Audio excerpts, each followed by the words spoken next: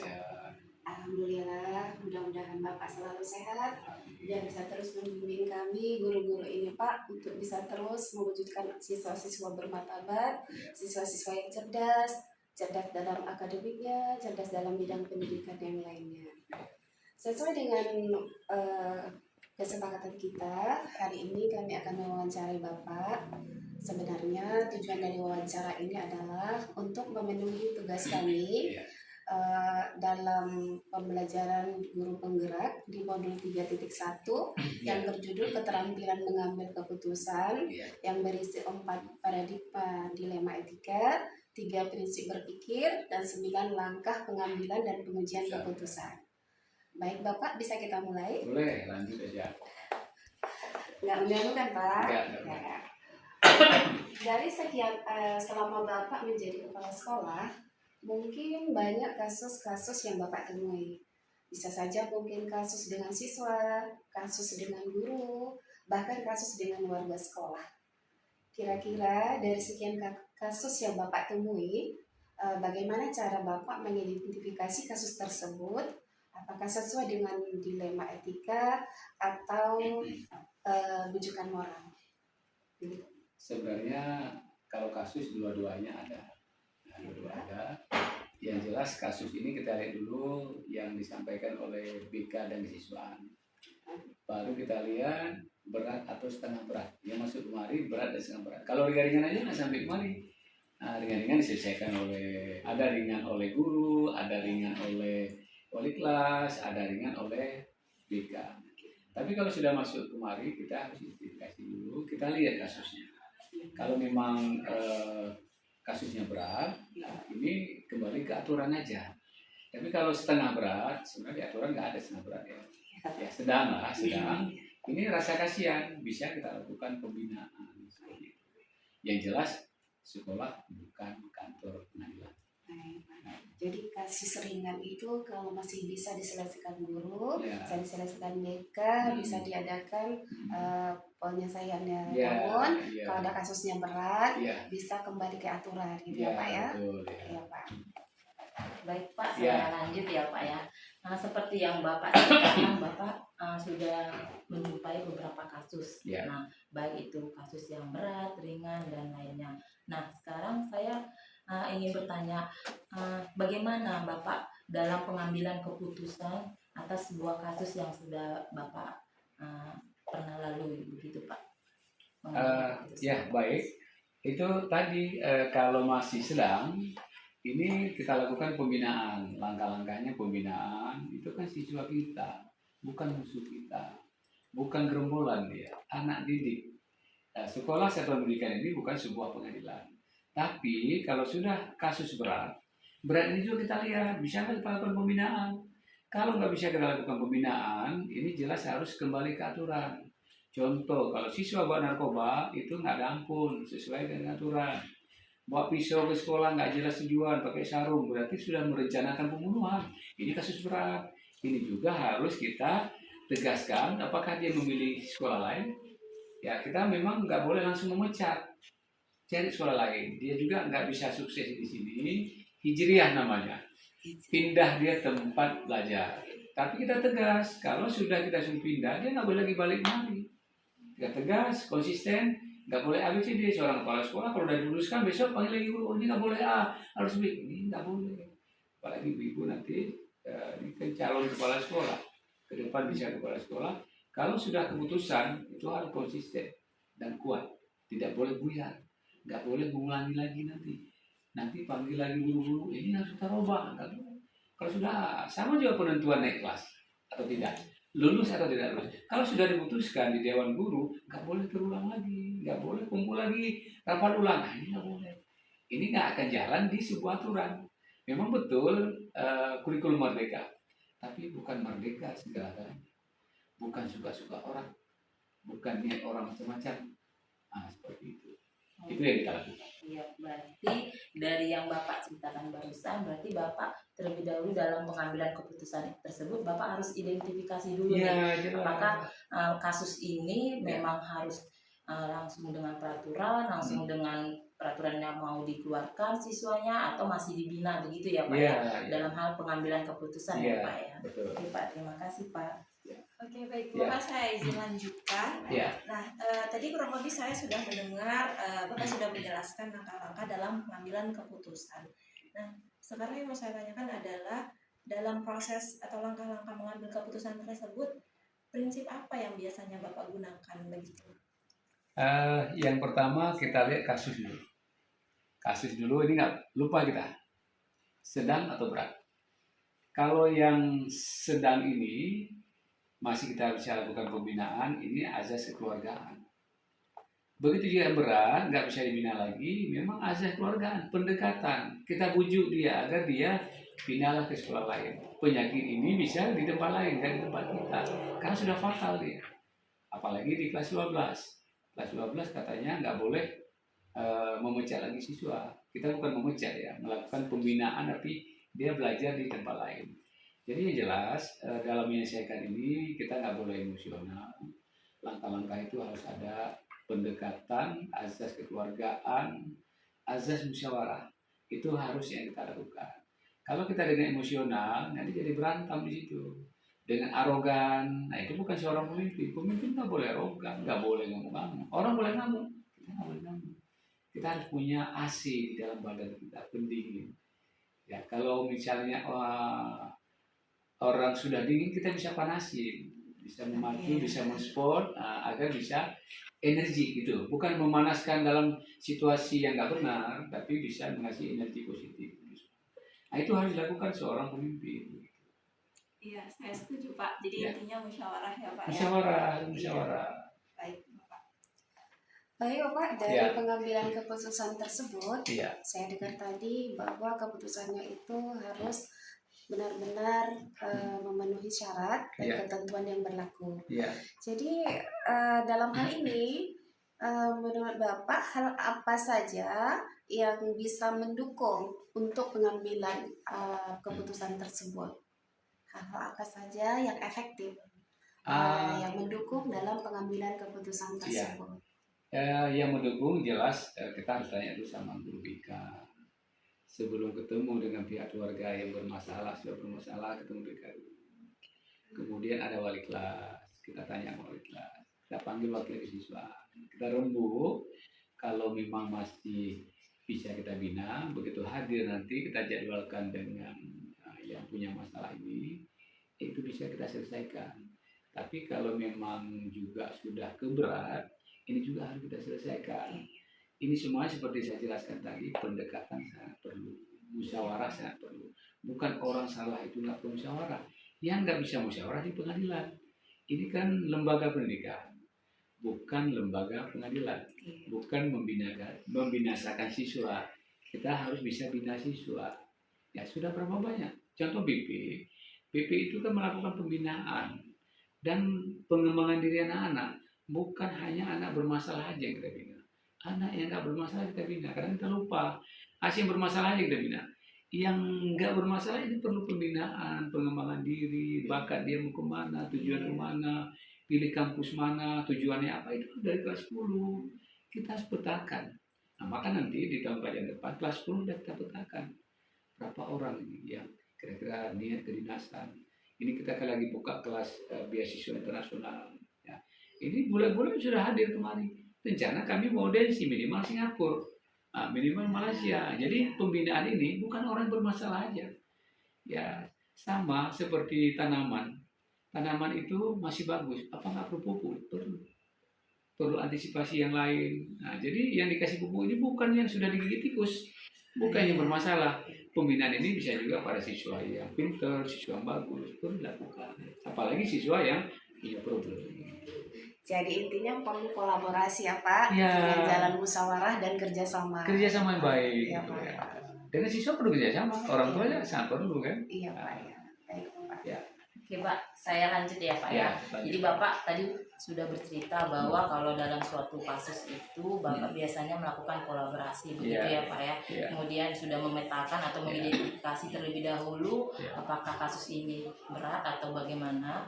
Kemudian kan Bapak juga sudah bercerita Bapak akan melakukan perlu dengan rekan begitu ya Pak ya. Kira-kira Pak ini bisa Bapak ceritakan ketika Bapak menjumpai suatu kasus, kemudian Bapak mendapati suatu melakukan pendampingan. Nah, pada saat melakukan pendampingan itu kira-kira ada nggak tantangan begitu Pak? Tantangan Bapak pada saat melakukan suatu keputusan yang akan Bapak ambil begitu Pak? Pasti ada, kadang orang tua nggak mau, apalagi kasus berat, yang bawa pisau kemarin kita suruh pindah, dia nggak mau. Itu sebuah tantangan. Tapi kalau nggak pindah, apa kira-kira efeknya? Takut kita dibawa pisau nanti dibunuh guru, dibunuh kawannya. Ya, jadi ini sebuah tantangan. Kita akan selalu bujuk. Seorang pemimpin harus kuat, membujuk tidak sekali. Sampai sekarang ada siswa kita suruh pindah, nggak tahu lagi kemana. Yang jelas dia nggak berani hadir. Ini kesalahan yang fatal seperti ini. Tantangan masih ada, bukan lagi tantangan dalam mengambil keputusan. Tantangan setelah kita ambil keputusan juga ada. Dia bisa lapor ke media, lapor kemana-mana, heboh. Sementara itu kan jadi tantangan buat saya, jadi dilema. Saya harus menghadapi. Dengan saya putuskan di sini, saya harus menghadapi pihak luar semua. Ya kepala sekolah harus kuat, harus konsisten. Sudah diputuskan, jangan gara-gara roh, nah balik lagi nggak boleh. Nah, kalau sudah diputuskan dia keluar, tetap keluar. Nah, walaupun ada tantangan, mau dilapor polisi, lapor pihak, silakan aja. Kita berbuat benar. Yang melakukan itu yang salah nggak kita. Siswa akan bawa pisau. Kita tanya pisau itu punya siapa, dia nggak jelas, punya kawannya. Yang jelas dapat di tas dia. Ya, coba kalau diperiksa polisi, dapat di tasnya narkoba. Saya bilang bukan punya saya, nggak didengar polisi. Kan begitu. Makanya kepala sekolah sudah diputuskan jangan biar lagi, jangan berubah, jangan ABCD. Kalau sudah A, kalau sudah sampai Z, udah dapat juga bisa jadi seorang kepala sekolah. Ini dulu jadi calon kepala sekolah ke depan. Harus kuat dan harus bisa, harus hadapin tantangan itu, harus hadapin. Nah, makanya bukan pesawat aja menghadapi tantangan angin, dia berlawanan kan. Kita juga harus hadapin tantangan itu, memang di depan kita, jangan lari. Tapi kalau ini lari-lari kepala sekolah keluar pintu belakang, nggak mau ketemu, ini makin nambah masalah, orang jadi emosional. Boleh sekali kita mengelak, hanya waktu, hanya alasan mungkin kesibukan. Tapi kedua kali nggak mungkin kesibukan. Sama seperti janji tadi pagi saya ada acara, ya udah siang ini saya kemana-mana harus selesai ini dulu. Karena besok kan datang di sekolah lain ya. Seperti itu. Oke Pak ya, berarti dari cerita Bapak itu bahwa tantangan itu bukan hanya muncul setelah mengambil keputusan, tapi dia setelah sebelum dan sesudah mengambil keputusan pasti ada tantangan ya Pak cuma ya. Beda-beda. Beda-beda Lebih berat tantangan. setelah kita ambil Setelah ambil keputusan sebelum tantangannya berat. makin berat ya Pak ya. Ya, Tapi sebagai pemimpin kepala sekolah itu harus konsisten ya Pak ya. Konsisten dan harus kita hadapin. Harus dihadapi. Kalau kita lari nggak bukan kepala sekolah. Iya betul Pak. Kalau benar ngapain takut gitu lah Pak ya. Kita harus berbuat benar. Kalau kita buat benar, ya seperti rel kereta api ya, jalan lurus. Dia, Pak. Orang nabrak kita, bukan kita nabrak orang. Tapi kalau kita nabrak orang salah, orang nabrak kita dia salah, dia dukung. Kita harus jalan aja sesuai dengan aturan. Kalau kita buat aturan, baik aturan agama atau aturan pemerintah, kita nyambung. Ya, nggak perlu kita pusing-pusing, jalannya aja padanya. Soal rezeki bisa dicari kan? Betul. Soal masalah kaya nggak kaya itu Tuhan yang tahu. Nah, seperti itu. Kayak saya bilang, saya nggak ada orang nggak percaya. Nah, itu baik sekali padahal juga kira-kira gitu ya. Ya Pak, terima kasih Pak. Ya. Oke, baik Bapak. Ya. Nah, selama kepemimpinan Bapak sebagai kepala sekolah yang sudah cukup lama gitu, yang kami tahu pasti banyak sekali kasus-kasus yang sudah Bapak hadapi. Ya. Nah, biasanya dalam Bapak mengambil sebuah keputusan, biasanya Bapak bisa langsung mengambil keputusan itu secara langsung di tempat, atau Bapak memerlukan jadwal khusus atau prosedur khusus yang harus Bapak ambil gitu Pak? Baik, ini kita lihat juga kasusnya. Kadang siswa yang bermasalah didampingi orang tua sudah sama pimpin. Pimpin nanya, siswa nanya, Bapak ada waktu nggak? Masalah ini, mungkin agak emergensi, ayo segera. Tapi mungkin sudah selesai di BK selesai jumpa tapi belum ada putusan, ini baru kita jadwalkan. Ya mungkin tidak selalu tiap hari, mungkin ada waktu yang bebas kan begitu. Ambil kita kerja, ada aja nanti ada rapat berbagai hal, ini harus kita jadwalkan. Nah, baru ketemu sini. Baru nanti kita lihat lagi berat atau tidak sedang, kira-kira seperti itu. Kalau mungkin yang sedang-sedang aja kan, ya seperti kata Pak Kadis ya, dia nggak cantik mak, dia nggak jelek mak, Sudah dia sedang saja sedang. laku ya Pak. Seperti itu. Kalau sedang-sedang aja gampang, itu bisa kita lakukan pembinaan. Tapi kalau sudah berat, ini harus kita pertimbangkan betul. Berat bisa dibina atau berat harus kita ambil eksekusi sesuai dengan aturan yang berlaku. Jadi intinya tergantung tingkat kesulitan kasus itu Iya, sendiri ya Pak ya. iya, Kalau memang dirasa di BP saja sudah cukup diambil Ya. keputusan, silakan langsung diambil keputusan. Tapi kalau misalnya dirasa kasus itu sudah sedang sampai menuju ke berat, memerlukan Bapak di situ Ya. untuk mengambil keputusan, maka Bapak akan ikut di dalamnya, kemudian menyusun jadwal tertentu gitu ya Pak Ya. ya. Ini kalau di perbankan masuk manajemen risiko. Kalau dipelajari manajemen risiko, inilah ini kasus-kasus, contoh kasus. Ya, saya pernah itu direktur juga waktu saya masih sebelum jadi istilahnya. Nah, inilah yang saya alami bermanfaat sekarang bukan. Nah, inilah kasus-kasusnya di manajemen risiko. Jadi di manajemen itu segala risiko harus kita hadapi, harus tahu apa solusinya. Kalau masalah solusi apa, langkah-langkah pada mirip ini. Dulu saya belajar seperti ini. Nah, masalah yang saya tahun 96, 97. Nah, 97 saya baru lulus. Baik Bapak, dari keterangan langkah-langkah yang Bapak lakukan begitu panjang, mungkin sudah termasuk langkah konsep pengambilan. Sekarang kita mungkin akan masuk ke pengujian ya Bapak. Ya. Oke. Dalam keputusan yang Bapak ambil, pada setiap kasus yang ditemui, apakah Bapak melibatkan orang lain? Ya pasti, di situ ada BP, ada kesiswaan, bisa juga wali kelas.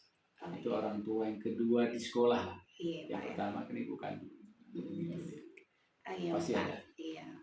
Ya, berarti ada wali kelas, Ya. ada BP, Ya. ada guru, kan termasuk lagi orang tua ya Pak Iya, ya. orang tua. Itu yang Orang tua harus tanggung jawab, jangan kita aja selesaikan. Ya, apa peran di situ?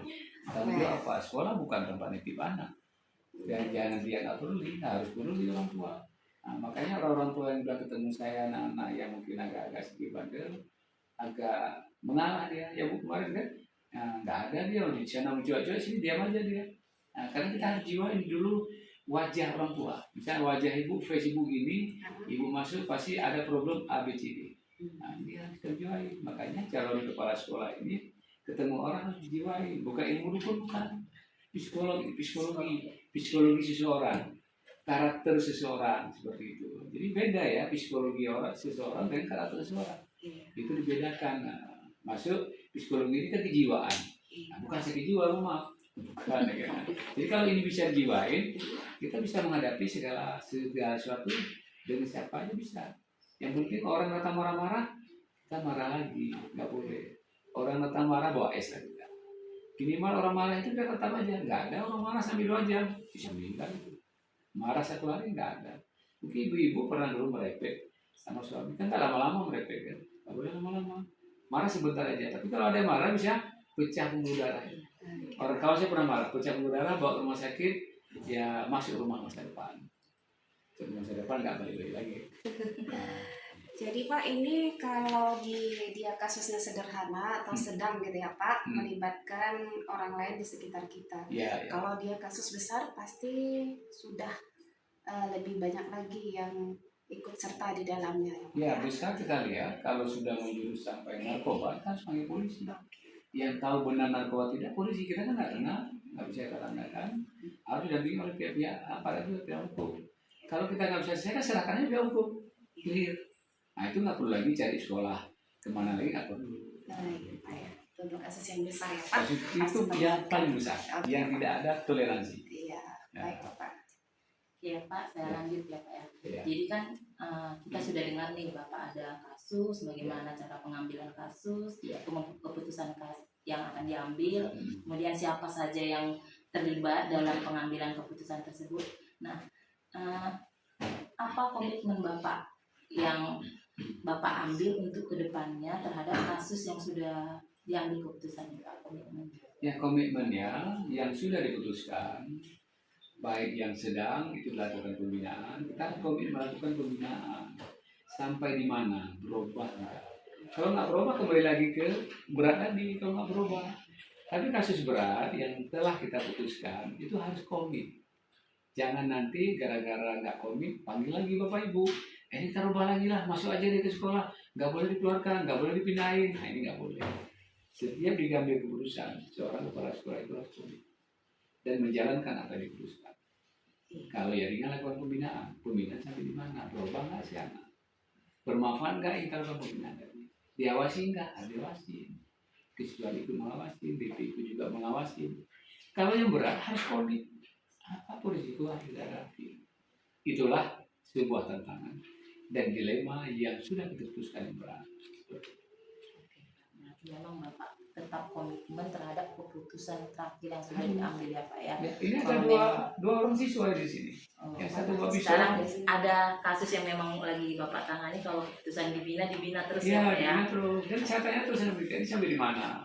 Begitu juga yang satu disiplina yang pernah kunjungan rumah nggak berubah, dia tak kemana lah siswa. Ini nggak bisa kita biarkan. Nggak bisa diam. Kalau yang lakukan pembinaan, yang sudah kita suruh pindah itu komit untuk pindah. Ya Pak, nggak mungkin balik lagi gitu ya Pak ya. Nah, ini ada 2 orang nih yang berat-berat, ini udah 2 orang tidak terima. Termasuk juga siswa nanti bermasalah ini akan kita buat sebuah aturan yang mencuri uang, mencuri handphone. Ini harus tegas saja nanti. Kita nggak pingin anak-anak kita lahir pencuri. Ini sedih kita. Kita ajarkan baik-baik sih. Kita ajarkan orang. Kalau lari dia bisa mencuri walaupun itu 1.000. Mencuri 100 perak, 50.000, 100.000 sama hukumannya. Bukan dia 100.000 dari enggak. Tapi nilai mencuri ini membahayakan. Ini nggak kita biarkan. Seperti itu. Terima kasih Pak. Ya. Baik Bapak, ini rasanya sudah panjang kita mengobrol. Kami sangat senang sekali bisa mengobrol dan sharing dengan Bapak. Kami bisa menerima dan memetik banyak pelajaran dari siang hari ini Pak. Terima kasih banyak atas waktunya Pak. Mungkin kedepannya semoga kami bisa jadi pemimpin seperti Bapak. Harus lebih baik lagi. Ya kan? Kalau saya sedang-sedang aja, ya kan? Harus lebih baik, harus lebih hebat. Ini guru-guru kan guru hebat. Saya mana pernah ikut guru penggerak.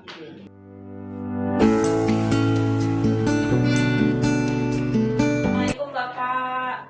Waalaikumsalam. Selamat pagi menjelang siang ya Pak. Selamat pagi Bu. Ya, Bapak sebelumnya saya terima kasih Bapak sudah menyempatkan waktunya untuk diwawancarai seputar pengambilan keputusan sebagai pemimpin Bapak.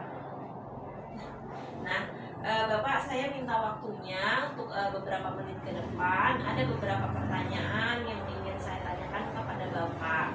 Jadi saya yakin Bapak ini sudah lama menjadi kepala sekolah ya Pak. Tentu Bapak sudah memiliki banyak sekali pengalaman. Mungkin nanti saya pengen mengambil pengalaman yang pernah Bapak dapatkan. Baik Pak, bisa kita mulai ya Pak? Oke baik. Nah yang pertama Pak, Bapak pasti sudah pernah mengalami banyak kasus gitu Pak, menghadapi banyak kasus di sekolah. Kira-kira bagaimana Bapak mengidentifikasi kasus-kasus tersebut? Apakah dia termasuk ke dalam dilema etika ataupun rujukan moral? Sebenarnya Bu, dilema etika dengan rujukan moral itu kan sebenarnya kedua-duanya masalah ya. Iya betul. Tapi kalau kita lihat itu dilema etika itu dia lebih spesifik, agak lebih khusus ya, sehingga di dalam pengambilan keputusan itu kita harus berhati-hati. Kasus yang pernah saya alami di sekolah ketika saya menjadi kepala sekolah itu begini. Dulu kurang lebih 8 tahun yang lalu ada siswa saya yang sudah duduk di kelas 12. Jadi di kelas 12 ini ternyata tahulah Ibu pergaulan anak-anak kita sekarang kadang-kadang ada pergaulan yang bebas yang mengorbankan dirinya sendiri. 2 minggu menjelang ujian terakhir, kalau dulu kan masih ada namanya istilah ujian nasional ya. 2 minggu sebelum ujian nasional, si anak ini ketahuan kalau si anak ini hamil.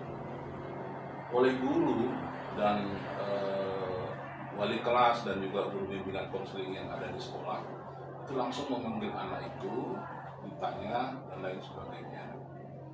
Setelah mereka tanya, ternyata memang anak ini benar-benar hamil. Terus tindakan yang mereka lakukan itu adalah mereka di sekolah melakukan komprehensi guru namanya. Komprehensi guru itu mereka identifikasi masalahnya seperti ini, kemudian mereka ambil keputusan dari komprehensi guru. Dan komprehensi hasil daripada keputusan mereka ini mereka sampaikan kepada saya dari kepala sekolah.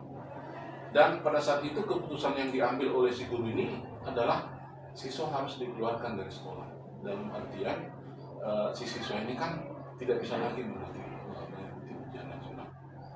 Tapi saya sebagai kepala sekolah pada saat itu menawarkan sebuah solusi kepada teman-teman saya. Dalam artian keputusan yang saya ambil itu juga tidak nanti akan membuat si anak menjadi masa depannya katakanlah menjadi lebih tidak baik, dan guru-guru saya juga yang sudah bermusyawarah untuk menentukan sikap yang akan diambil oleh sekolah terhadap si anak ini tidak merasa terabaikan. Jadi pada saat itu saya sampaikan kepada guru-guru saya begini. Saya bilang kepada guru saya, apakah nanti kalau anak ini ternyata kita tidak ikutkan untuk ujian nasional, apakah lebih baik atau tidak? Yang kedua, saya katakan kepada guru saya pada saat itu, nanti kalaulah dia tidak sekolah, tidak tamat SMA, belum tentu nanti mereka menikah dengan katakanlah si laki-laki itu membentuk keluarga yang baik dan lain sebagainya. Bagaimana nanti, ya namanya perkawinan muda ya, bisa saja nanti setelah mereka menikah, mereka hidup bersama, banyak ketidakcocokan karena pengalaman-pengalaman dan lain sebagainya, dan akhirnya berpisah. Kalau akhirnya berpisah, si anak ini kan harus hidup sendiri gitu. Dia harus bekerja. Kita tahu sekarang untuk cari pekerjaan itu kan minimal tamat SMA gitu, tamat SMA. Jadi pada saat itu saya sampaikan kepada teman-teman saya bilang, masukan yang Bapak Ibu sampaikan itu kepada saya sebenarnya bagus, karena ini adalah kesalahan yang besar yang dilakukan oleh siswa. Tetapi saya katakan kepada mereka, kita harus lebih bijak, kita harus lebih memandang ke depan bagaimana anak ini. Saya tawarkan solusi kepada guru-guru saya, bagaimana nanti kalau siswa kita ini kita buat ujian ulangan susulan. Artinya kawan-kawannya juga tidak melihat lagi kalau si anak itu, oh rupanya kalau melakukan kesalahan yang seperti ini masih boleh ujian ya. Kita katakan kepada teman-temannya, anak yang melakukan kesalahan seperti ini tidak boleh hukumannya berat dan lain sebagainya. Terus saya sampaikan itu kepada teman-teman saya, kepada guru-guru saya, ternyata mereka bisa menerima itu, walaupun sesungguhnya itu kan sebuah keputusan yang sangat berat. Jadi keputusan yang saya ambil pada saat itu dengan masukan dan pertimbangan dari guru-guru saya bilang, anak itu tidak boleh ikut ujian UN utama, tapi nanti kita ditempatkan pada ujian susulan dan hanya sendiri dia. Dan kita upayakan nanti mudah-mudahan akan bisa. Alhamdulillah keputusan ini bisa diterima oleh guru, dan sekolah juga namanya masih bisa tetap kita pertahankan, karena kita sampaikan kepada anak-anak yang ada di sekolah itu, kalau kesalahan yang seperti ini kita keluarkan dari sekolah. Dan memang ketika ujian nasional kan mereka tidak melihat lagi anak ini di dalam kelas, tapi kita sebagai kepala sekolah membuat sebuah keputusan, nanti anak ini kita tempatkan untuk ikut ujian susulan, dan ujian susulan itu hanya dia sendiri kan, jadi nggak ada lagi yang tahu dan lain sebagainya. Alhamdulillah memang anak ini tetap tamat dari sekolah kita. Itu yang pernah saya lakukan di sekolah. Oh iya, baik Pak. Jadi ini kasus nyata yang memang benar-benar Bapak hadapi, yang berupa dilema etika, benar-benar dilema ya Pak. Benar-benar dilema, karena memang kita di sekolah itu, kalau anak melakukan kesalahan yang seperti itu kan, iya. Itu kalau saya tidak salah itu dulu bobotnya 1.000. Kalau sudah bobotnya 1.000 itu harus dikeluarkan dari sekolah. Itu SOP yang sudah kita bangun di sekolah. Tapi melihat kasusnya, ya kalaupun misalnya nanti anak ini kita keluarkan dari sekolah, pertimbangannya apakah lebih bagus nanti kalau anak ini tidak tamat SMA, mau jadi apa dia? Kalau benar-benar nanti keluarga mereka bisa menjadi keluarga yang rukun ya, kalau ternyata nanti di pertengahan ada masalah, mereka berpisah, dia mau cari pekerjaan hanya ijazah SMP, belum tentu tempat bekerja itu mau menerima yang bersangkutan untuk bekerja kan minimal tamat SMA. Jadi dia sudah ada kesalahan yang seperti tapi masih kita berikan kesempatan untuk ujian dan tidak amat dari sekolah. Iya benar-benar Pak. Jadi harus lebih bijaksana ya Pak. Baik Pak, saya lanjutkan. Nah, ketika Bapak mengambil keputusan tersebut tadi, artinya kan ada yang Bapak pertimbangkan. Nah, prinsip apa sih yang Bapak gunakan gitu dalam pengambilan keputusan untuk kasus dilema tadi Pak? Sebenarnya Bu, prinsip yang saya gunakan itu kan prinsip, katakanlah begini, kita harus memikirkan dia ke depan gitu, ya, di masa yang akan datang seperti apa. Kalau kita ambil keputusan yang seperti ini hari ini, bagaimana ke depannya gitu.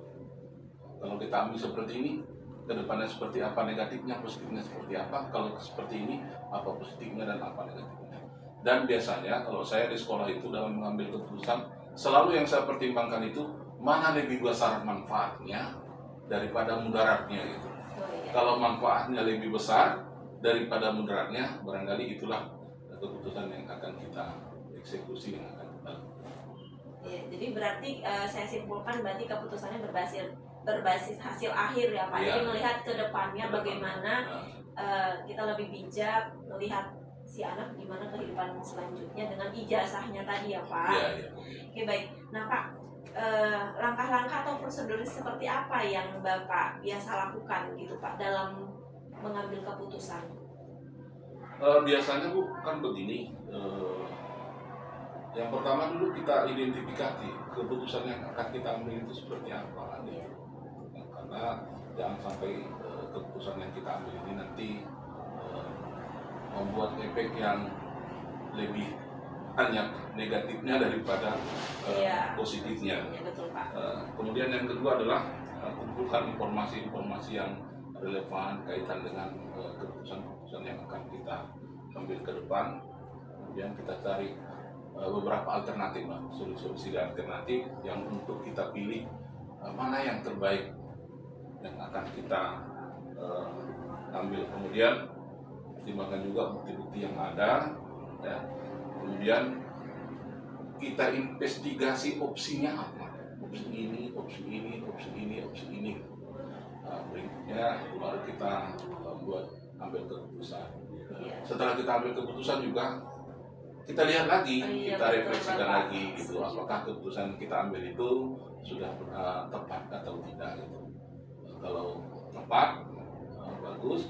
Kalau kurang tepat, kita kan juga bisa melakukan evaluasi sehingga keputusan berikutnya bisa menjadi lebih baik. Jadi sudah memenuhi 9 langkah pengambil keputusan nih Pak, menurut saya sesuai dengan apa yang sedang kami pelajari, luar biasa Pak. Nah Pak, hal apa saja yang Bapak anggap efektif dalam mengambil keputusan pada kasus dilema etika Pak? Kalau saya lihat yang paling efektif ya seperti itu. Maksudnya seperti apa tadi kan? Apa sih yang paling efektif yang Bapak anggap efektif dalam mendukung Bapak mengambil keputusan gitu? Langkahnya seperti apa?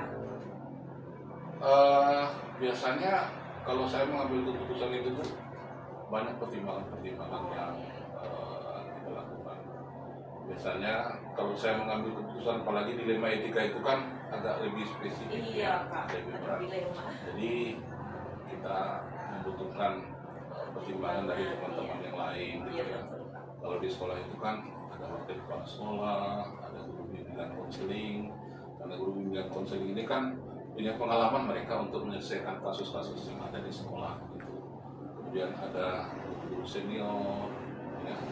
Dan kalau kita butuhkan juga kita datangkan tenaga ahli yang bisa memberikan masukan kepada kita kaitan dengan dilema etika yang dihadapi di sekolah. Karena barangkali tenaga-tenaga ahli ini kan punya keterampilan khusus dia untuk menyelesaikan berbagai permasalahan-permasalahan.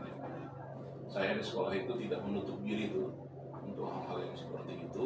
Jadi tidak ada orang yang super di sekolah. Iya betul Tidak Pak. ada orang super. Kita perlu kolaborasi, Benar. kolaborasi dengan guru kita, dengan wakil kita, dengan guru yang konseling, dan lain sebagainya. Dan tenaga ahli yang kita anggap mumpuni lah untuk memberikan masukan. Iya baik Pak. Nah Pak, mungkin bisa diceritakan ada tantangan tertentu yang pernah Bapak hadapi saat menghadapi kasus dilema etika tadi Pak? Ada nggak? Seperti kasus yang saya katakan tadi kan, kasus yang Iya. contoh yang saya Ceritakan. sampaikan tadi, yang saya ceritakan tadi, itu memang memiliki tantangan tersendiri. Pasti Pak. Jadi perlu juga informasi kita sampaikan kepada masyarakat atau siapapun yang ada di sekolah. Kita itu di sekolah itu tujuan kita adalah memberikan bimbingan dan pendampingan kepada anak-anak kita supaya dia memiliki masa depan yang lebih baik lah ke depannya. Mungkin barangkali dalam proses perjalanannya itu ada hal-hal yang dia lakukan itu yang tidak cocok, yang tidak berkenan, barangkali bisa merugikan dirinya sendiri, merugikan sekolah dan lain sebagainya. Jadi kita memang di sekolah itu kadang-kadang sama dengan yang saya katakan tadi, guru mengatakan kepada kita, boleh rupanya diterima sekolah, bersekolah di tempat kita ini yang sudah hamil. Nah, kira-kira seperti itu. Kita kan berikan proses pengasihan kepada guru-guru kita yang baik. Nanti kan selalu disampaikan, kenapa kita ambil keputusan yang seperti ini, pertimbangannya seperti ini Bu, pertimbangannya seperti ini, seperti ini, seperti ini.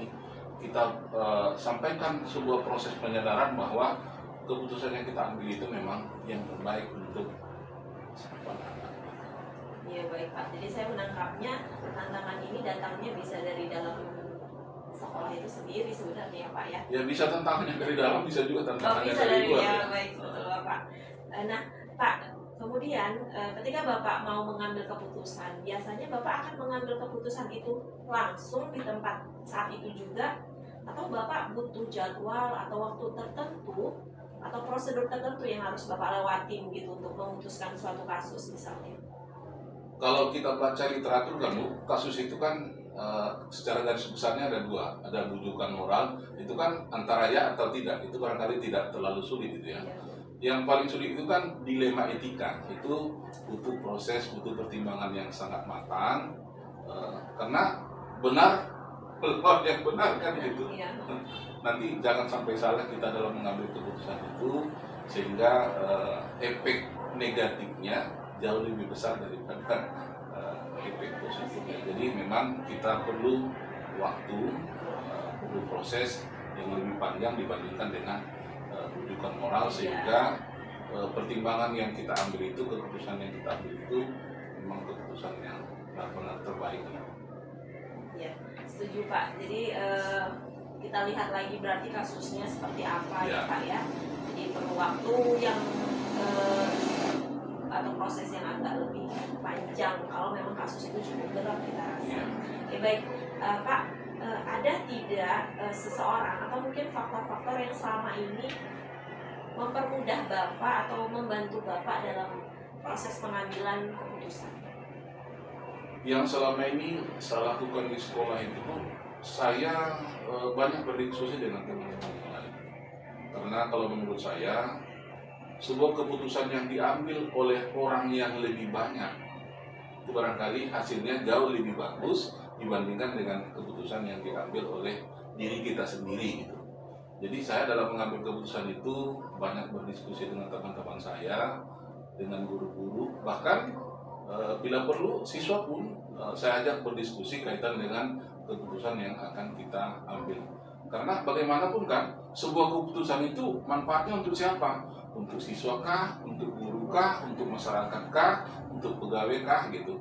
Jadi kalau keputusan yang sudah kita buat itu nanti objeknya kita ikutkan juga untuk berdiskusi, saya yakin itu keputusan yang akan kita ambil itu akan jauh lebih baik. Karena kan nanti keputusan itu kan digunakan untuk dia gitu, dan dia juga kita ajak berdiskusi. Kalau nanti keputusan seperti ini seperti apa ya? Gitu. Jadi kalau menurut saya Bu, kita harus lebih banyak berkolaborasi dengan guru, dengan pegawai, dengan orang tua siswa, bahkan tenaga ahli. Kalau bisa kita butuhkan, kita nggak apa-apa, kita datangkan aja tenaga ahli sehingga bisa memberikan masukan kepada kita, dan kita berharap keputusan yang kita ambil itu memang keputusan yang terbaik. Iya benar. Jadi membutuhkan kolaborasi dari banyak pihak ya Pak. Iya. Oke. Baik Bapak, yang terakhir dari semua yang sudah disampaikan, pembelajaran apa yang bisa Bapak petik yang mungkin Bapak bisa bagi ke saya dalam proses pengambilan keputusan Pak? Dalam proses pengambilan keputusan itu kan barangkali untuk seorang kepala sekolah Iya. itu salah satu pekerjaan yang khusus lah. Memang dia harus memiliki keterampilan khusus kaitan dengan itu. Kemudian berikutnya kita harus banyak sabar, sabarnya. Karena bagaimanapun keputusan yang kita ambil itu kan belum tentu menyenangkan semua orang. Pasti ada orang-orang tertentu yang Yang tidak senang. setuju.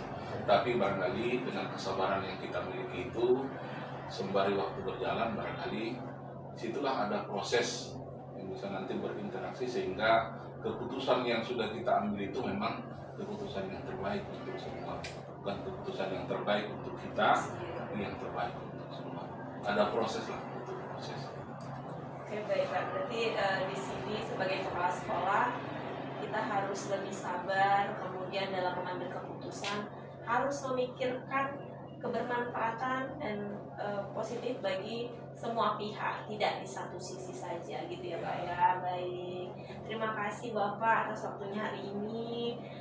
Saya sangat-sangat merasa mendapatkan pengalaman nih dari Bapak selama memimpin menjadi kepala sekolah, bagaimana menangani kasus-kasus di sekolah. Bapak sekali lagi terima kasih atas waktunya. Salam sehat selalu Bapak. Selamat pagi. Assalamualaikum Pak.